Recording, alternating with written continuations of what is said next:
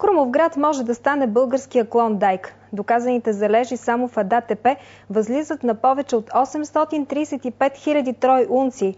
При сегашните цени на златото това се равнява на над 1 милиард и 600 милиона долара.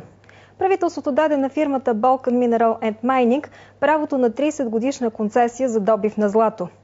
За златните залежи и настроенията на хората в Крумовград, репортаж на Красимир Ангелов.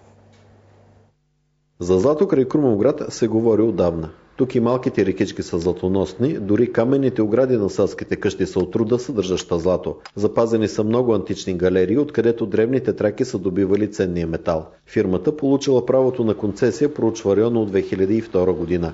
За изследване на най-богатото от 6 находища АДТП, тя е вложила над 4 милиона долара. Доказаните в него залежи са за над 27 тона. Трябва ли да се добива злато край Крумовград? Мисля, че трябва, за да се осигурят работни места. Като се добива това злато утре, какво ще стане в града? Ще прашаса, ще се замърси града. Тук нито тютюна, нито чушки, нито домати ще виреят, нито нищо. И трябвало да се добива. Обаче, както говорят, ако е чисто, такова екологично, да. В другия случай не. Предвижда се златоносната руда да се преработва край Крумовград, а полученият концентрат да се превозва с кораби до Намибия, където ще се извлича чистото злато.